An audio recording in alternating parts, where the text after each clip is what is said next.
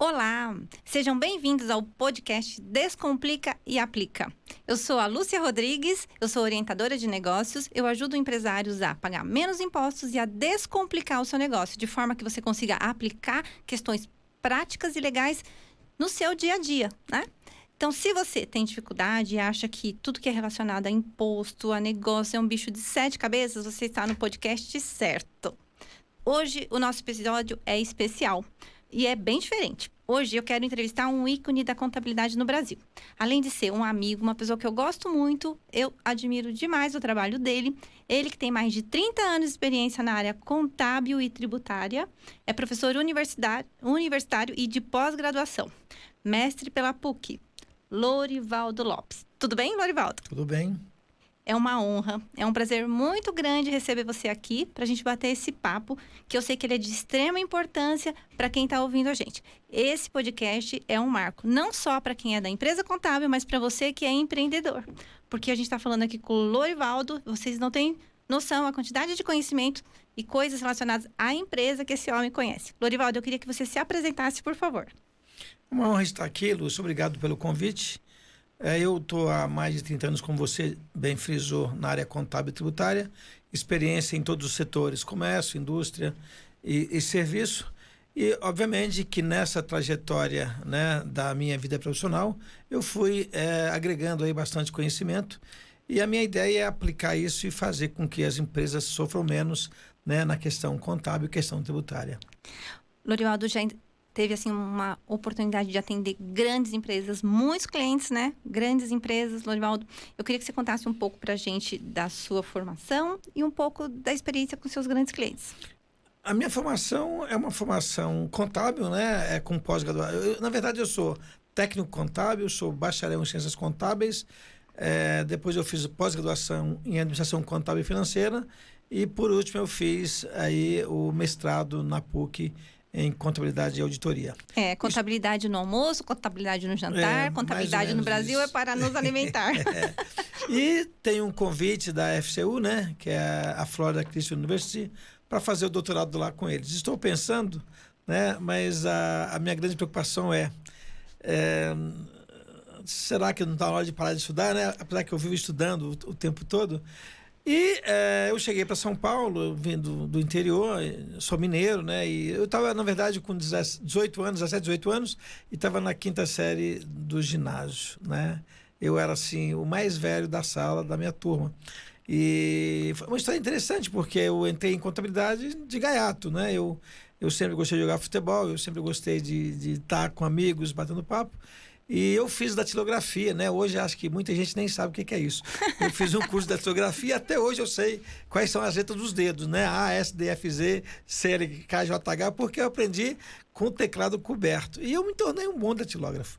E foi exatamente essa investidura na datilografia que me levou para a contabilidade. E quando as pessoas que eu jogava bola, que eu trabalhava no almoxarifado, me viram bater a máquina, eles ficaram encantados. Aí eu virei notista, depois virei faturista, depois virei operador contábil, depois fazer o técnico contábil, ciências contábeis, pós-graduação, depois o mestrado. Então, a minha história é uma história nesse sentido. Agora, é óbvio que ao longo dessa trajetória eu fui contador de um grupo de construção civil. O meu primeiro cargo de contador foi numa construtora. E aí eu tenho um amigo, que até hoje é meu amigo, apesar de a gente não estar mais juntos, e ele pediu para a gente montar um escritório de contabilidade. E eu não hesitei. Nós pedimos demissão, eu da minha empresa, ele da dele, e nós montamos um escritório de contabilidade. Depois eu fui auditado há muito tempo por empresas de auditoria e gostava daquele trabalho que aqueles auditores faziam, me vistoriando, me fiscalizando, me corrigindo, e aquilo me encantou. Eu parti então para uma empresa de auditoria e consultoria e estou até hoje nessa trajetória, ajudando empresas de todos os portes, pequena empresa, média empresa, empresas com faturamento de até 5 bilhões por ano. A história do Lorivaldo, pessoalmente, é muito inspiradora para mim, né? Eu gosto muito e a gente já teve a oportunidade, a gente já foi sócio, né, Lorivaldo? A gente já teve a oportunidade e é um parceirão de trabalho até hoje, a gente tem negócios juntos, a gente desenvolve trabalho juntos e, assim, nossa, uma pessoa não só no quesito pessoal, né, muito coerente, mas muito tecnicamente também muito confiável. Eu gosto muito de estar aí e é uma inspiração pela história. Lorivaldo, eu queria que você contasse um pouquinho o que você teve que superar para chegar até aqui. O que você sente assim, ó, que foi uma grande superação mesmo? Eu diria, eu começaria dizendo pela questão financeira, né? Eu Eu te juro que quando eu acabei a faculdade, eu tive a felicidade de estudar na Universidade de São Judas, me formei pela Universidade de São Judas, e lá eu conheci o dono da faculdade, né? E no último, naquela época era anual, né? Hoje talvez seja semestral. Ele disse assim: Lorivaldo, você está se formando em economia, né? Mas por que economia? Tu faz ciências contábeis? Porque eu nunca vi um cara negociar tão bem as parcelas como você negocia, né? Para você ter uma ideia, eu acabei a faculdade, só acabei de pagar a faculdade no ano seguinte, porque eu tinha essa liberdade de negociar minhas dívidas com o dono da faculdade. Então, uma das superações que eu tive foi exatamente a questão financeira, né? Eu sou de uma família bastante humilde, sem recursos, e quando eu entrei na faculdade, o que eu ganhava, na verdade, era para pagar a faculdade, né? E eu tinha que ajudar em casa, porque a minha família não tinha condições de me sustentar. Então, eu tinha só um dinheiro, mas eu tinha duas coisas. Então, eu escolhia, né? Eu só tenho um dinheiro, mas tenho duas coisas, eu vou priorizar isso agora e no mês que vem eu priorizo a outra, entendeu? Eu ficava fazendo um revezamento entre o que eu não pago esse mês. E graças a Deus eu consegui, a duras penas, concluir a faculdade. E quando eu estava no último ano da faculdade, as coisas começaram a melhorar, porque eu comecei a ganhar mais, eu comecei a ter um salário de confiança, um cargo de confiança, um salário de gente de confiança. E aí dei uma guinada na minha vida e graças a Deus, né, os meus filhos, todos eles, estudaram em escola particular. Isso eu falo com muito orgulho, porque é uma felicidade, né? E eu vim de uma escola pública, né? Sim. Você construiu uma carreira incrível, né, Lorivaldo? E eu queria que você dissesse pra gente, assim, pra pessoa que está ouvindo a gente, o que você considera que é um grande diferencial hoje em dia para um contador desenvolver um trabalho com excelência? O estudo permanente. Eu não vou nem hesitar em responder a tua pergunta, nem pensar, porque nós sabemos que o mundo ele muda muito rápido. E a contabilidade, graças a Deus, tem acompanhado essas mudanças, né? Nós estamos falando aí, por exemplo, de uma contabilidade no padrão norte-americano, o S-GAAP, e uma contabilidade no padrão internacional. Veja bem, hoje não há outra alternativa para o contador. Eu acredito que não é só para o profissional de contabilidade. As coisas mudam e a inteligência do planeta, ela duplica a cada 3 anos, segundo já relatos em algumas revistas especializadas. Então, não há outra alternativa. Estudar, debater com amigos, fazer o que você faz, Lúcia, que é chamar a atenção dos empreendedores, das empresas e mostrar que há alternativas mais saudáveis de conduzir uma empresa, mormente no que diz respeito à carga tributária. Então, o que eu aconselho? Estudar, porque as coisas mudam e mudam numa velocidade muito rápida, né? Eu sou contador da antiga. Você imagina, por exemplo, você me dizer há 25 anos atrás que um aluguel que eu pago, eu vou pagar um aluguel, né? E esse aluguel, esse bem que eu aluguei, eu tenho que ativar, eu tenho que tornar ele no imobilizado. Se você me disser isso há 20 anos atrás, eu ia dizer que você tem problemas psicológicos seríssimos. Como é que eu vou ativar um imóvel que não é meu? E hoje é assim. Então, você imagina as mudanças que nós tivemos. Hoje nós falamos de ajuste a valor presente, né? Nós falamos em ajuste a valor justo. Meu Deus, se você voltar 20, 25, 30 anos atrás, isso não existia. Então, é uma mudança constante e para que a gente seja um profissional top de linha, não há outra alternativa a não ser estudar e debater com os colegas essas questões, essas novidades que essa grandiosa ciência está nos oferecendo. É muito engraçado, porque para você que está nos ouvindo, que não é contador, talvez não saiba que o contador foi abduzido por 1.980 horas de serviços, né? Para o fisco, de serviços burocráticos. Mas é muito importante que você saiba que, na verdade, o papel do contador é sentar na mesa com a direção das empresas. Então, o contador, ele tem uma bagagem incrível, ele tem uma experiência e um conhecimento técnico para fazer a gestão da sua empresa. Então, você talvez não saiba, né, que você já é obrigado por lei a pagar um controller para sua empresa. E você não usa, porque talvez você fica muito preocupado, né, com questões fiscais, né, e você não entenda o que é realmente a gestão financeira da sua empresa, que é o que as demonstrações contábeis, na verdade, refletem no final. Né? Elas relatam.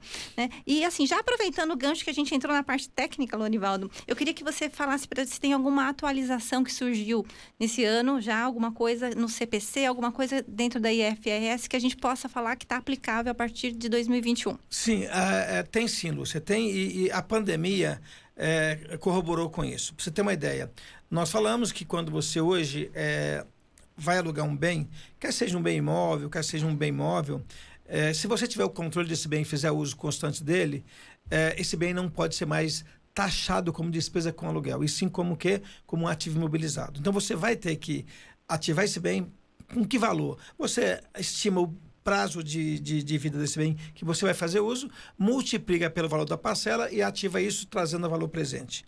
Veja bem, com a pandemia, o que aconteceu? Muitas empresas que são locadoras e locatárias vão entrar num acordo, porque, puxa vida, a produção caiu também a minha venda, eu não vou poder te pagar o quê? Te pagar esse valor de aluguel que está pactuado em contrato porque eu não tenho condição. Então, tanto o locador como o locatário estão sentando e negociando isso.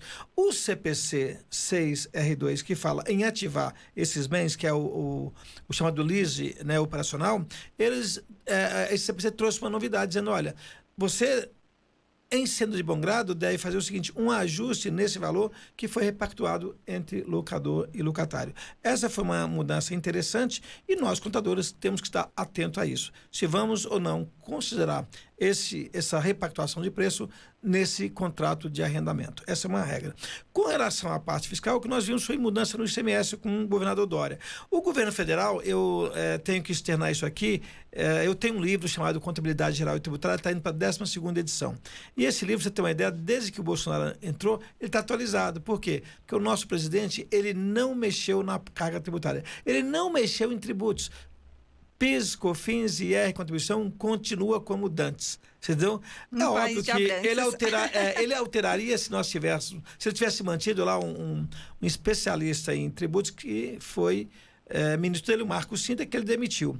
Então, veja bem, do ponto de vista de tributos federais, não há assim grandes mudanças, né?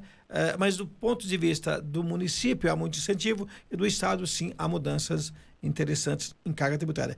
Com relação à contabilidade, é óbvio que o CPC 6 criou essa brecha para você adequar os valores dos aluguéis repactuados a essa nova realidade do CPC 6, agora R3, não mais R2. Então, você que é contador, fique atento. E você que é empresário, que está escutando a gente, bate um papo com o seu contador para você ver como você pode se beneficiar dessas novas legislações, né?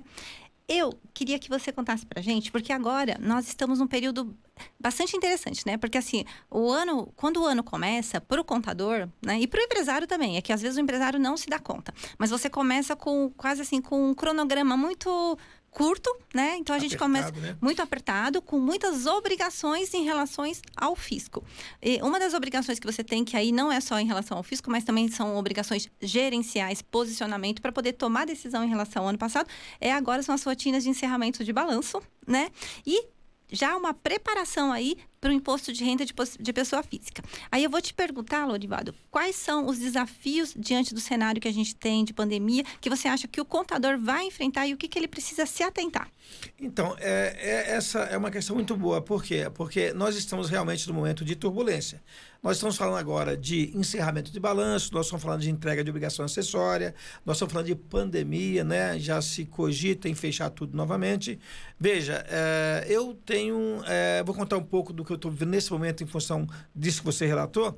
Eu ia viajar agora para Curitiba e para poder fechar um balanço de um cliente nosso e lá em Curitiba saiu um decreto dizendo que se você aglomerar mais do que 20 pessoas em um certo ambiente, você tem uma multa. A empresa ligou para o nosso escritório dizendo, olha, vocês não podem vir. Então, todo o trabalho de encerramento do balanço está sendo feito na nossa sede aqui em São Paulo. Obviamente que isso traz um certo desconforto para nós, porque eu tenho muitas dúvidas com relação a alguns procedimentos. E se eu estou do lado do cliente, eu levanto da minha cadeira, vou até a cadeira e pergunto. É mais fácil tirar essa dúvida. Com essa questão de estar à distância, eu tenho que fazer isso ou via e-mail, ou via telefone, ou seja, ou via Skype, por algum outro meio. Não é uma informação tão acurada como seria se eu tivesse no tete-a-tete com o cliente. Além disso, nós sabemos que nós vivemos uma burocracia em termos de obrigação acessória, né? E em termos também de pagamento de tributos, né? Ainda ontem mesmo eu estava procurando um código de pagamento de tributo, eu fiquei atônito quando eu vi quantos códigos nós temos para recolher um tributo. Um PIS é um, recumulativo é outro, outro é outro. É um monte de código. Então, esse momento realmente é um momento crucial. Nós temos que estar atentos, né, com relação a procedimentos de fechamento de balanço, né? Por exemplo, cogitava-se o ano passado que, a partir do ano base de 2021, os lucros que fossem distribuídos seriam tributados. Novamente, fique tranquilo, empresário, que você ainda continua distribuindo lucro isento de imposto de renda, porque não foi alterado. Então eu estava com uma expectativa muito grande. Dia 2 de janeiro eu vou me debruçar na internet e ver o rol de mudanças tributárias que nós tivemos. Pasmem, não tivemos grandes mudanças tributárias. Mas com relação às rotinas de encerramento de balanço, eu acho que você não deve fechar o balanço lá no mês de março, abril, que é quando nós entregamos aí para fins de publicação, etc. Fecha o balanço imediatamente, porque senão, você imagina você pegar um balanço de 2020 e fechar ele em junho de 2021. Não é análise, não é crops, é isso daí, entendeu? Sabe que uma das coisas que eu admiro muito, muito no Lorivaldo, além do conhecimento técnico e o tanto que ele é dedicado assim, a palavra não é só dedicação, eu digo devotado, né? Ele é devotado à técnica, né? A fazer uma coisa com primor. Uma das características que ele tem admirável, que eu já disse para ele, que eu acho incrível, né? Sai uma lei, aí o Lorivaldo lê a lei, no outro dia ele me explica com uma clareza. E aí eu tenho que confessar para vocês, inclusive clientes, que assim, o Lorivaldo, ele é uma ajuda excepcional, uma parceria incrível nessa parte de explicação e explanação das leis, dos tributos dentro da minha contadora também, né, Lorivaldo? Porque é muito admirável a sua capacidade. É hábito, né, Lúcia? Eu sempre fiz isso, né? Porque com a auditoria e com a contabilidade, nós temos que sair na frente. A lei sai, o teu cliente já quer saber o que mudou. Então, eu tive como até dever de ofício pegar esse hábito, ler, interpretar, aplicar e discutir para que realmente tenha clareza. Mas é força de hábito isso daí. Não, mas Lorivaldo, eu passo os 3, 4 dias lendo a mesma lei. Eu já vi gente dizer isso.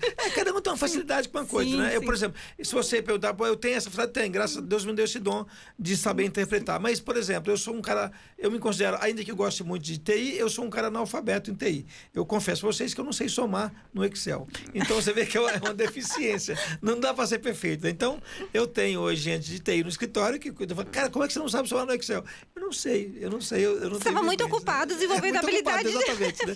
Eu tenho um amigo meu que ele é formado em TI, ele é contador também, e eu falei, eu morro de inveja dele, porque ele é contador e ele é TI. Então eu disse para ele assim, cara, eu tô pensando, a partir de 2021, eu fazer um curso de TI. Você que nem você é um cara formado em TI. Vou dominar o TI. Ele falou assim, Lorivaldo, você está muitos anos em contabilidade, você conhece bem contabilidade. Ele falando para mim, né? Eu falei, eu já vivi muitas histórias de contabilidade. Sim. Então, por força de circunstâncias, eu acabei aprendendo.